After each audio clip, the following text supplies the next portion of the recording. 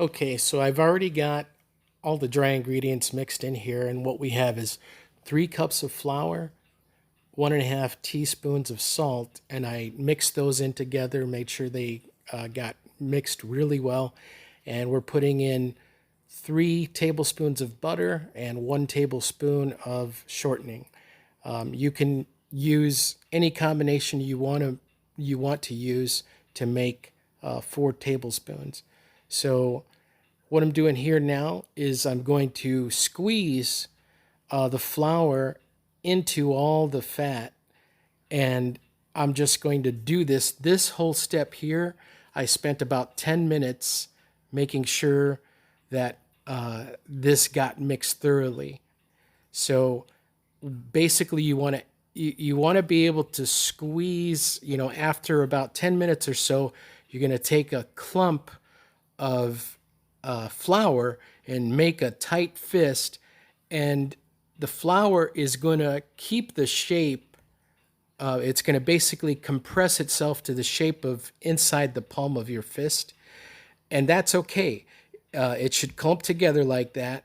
But when you run your thumb back over it, it should go ahead and break back up into very tiny pieces.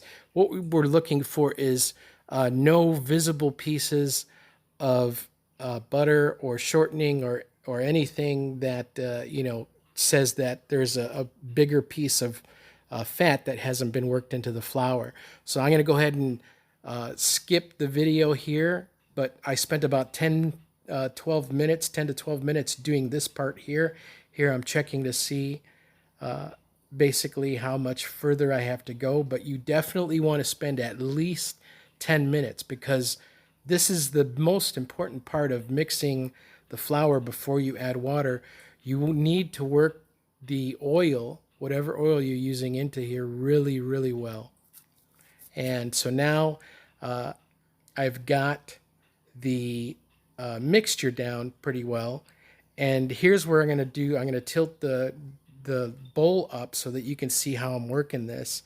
And what we're going to do is clump this, we're going to make a fist with the flour, a fistful of flour, and it's going to stay in the shape of a fist here. Where it's going to see there, it clumped up. But as I run my thumb back over it, it just breaks right apart, and we can easily see that there's no visible pieces of fat. We've basically broken it down. It's all worked into there really well. So now we add the hot water, and we want to, make sure it's comfortable enough to work with as far as temperature. Don't burn yourself. And this part here, I'm using my hand because I made this video thinking that, okay, she's going to use her hands entirely. Now you can actually do this part with the skinny end of a wooden spoon if you don't want to get your hands in there. But it's a good idea to get your hand used to how it feels the first few times so you know what you're working with. And as the dough and the water come together, it's going to start to feel shaggy. You're going to feel basically wet parts of the dough, and you're going to feel dry flour that's still mixed in there. That's what, why it feels shaggy. You feel that dryness, the bits, the coarse bits in there. So now at this point, I'm forwarding a little bit here. So most of the dough is starting to come together, but here I see that I started with a 3/4 cups, but at this point I knew I needed more water. Now you want to be careful, and you shouldn't need any more than 1 cup, but start with 3/4 cups. Get used to how the dough feels as you're working it to come together, and then add, a little bit more, or add the rest of the cup in the cup of water. Now, here, I'm feeling pretty good that this is all coming together. I'm going to start to scrape the sides of the bowl with my hand. And what I can feel is there's enough moisture in the concentrated part of the dough, the main part that's starting to come together. There's enough water, enough moisture that as I move my hand across where we see the dry dough, the dry flour that's still there, it just comes right to my hand. Basically, my hand is able to clean the side of the bowl. So now that's telling you where you've got it very close to being everything worked together. So there's still some dry bits. We can see them. You can see the dry flour that's not coming together. But basically, we're letting the bowl help us to get whatever's dry into the parts that we're working with. Here I'm using both hands to kind of squeeze all this dough together.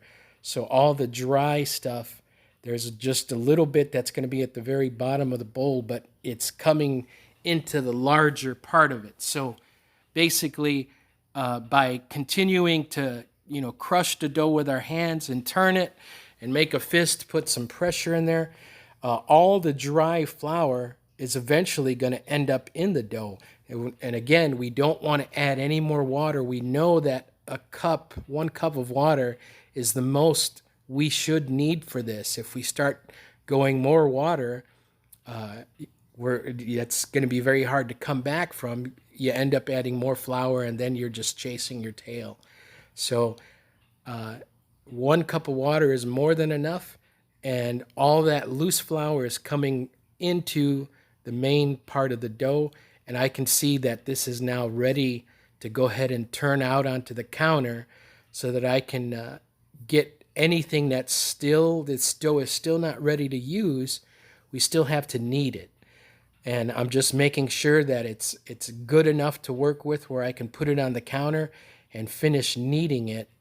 And I'm just going to scrape up the last parts that have dried on the bottom, the last dry bits of flour, and they just come right into the dough. The dough's starting to get wet enough where everything is just being picked up. This whole process from this, where I started with the dry flour, this would take about 15-20 minutes. So at this point, you should be about 20 minutes or so, 15-20 minutes in. And it should feel like really soft Play-Doh at this point. It's still not ready to use. We need to knead it so we know that everything is worked through. And so we turn it out onto the counter. I tried not to use any additional flour for this. If it seems like it's sticking to your hand, you can add a little bit of flour. But this is the one thing you want to keep in mind as you go through from this point here. Any flour that you add, you may end up tasting it.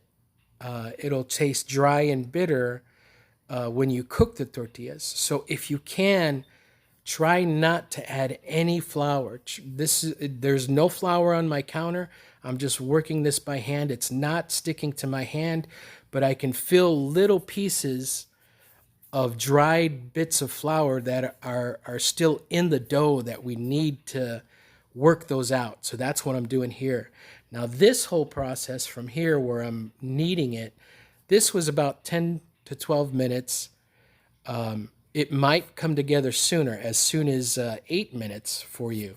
So this I sped up. Now what we're looking for, we know the dough's not ready when we fold it over onto itself, and you can see the seams that I'm folding it.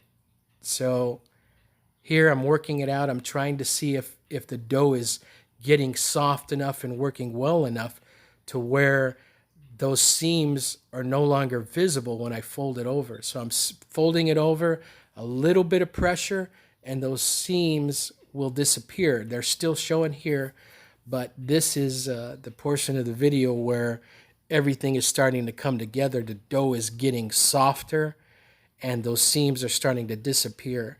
So as I work with my left hand, I started working with my left hand, and I'm compressing the dough onto itself, and as you see here, now those seams are starting to disappear because the dough is getting really soft.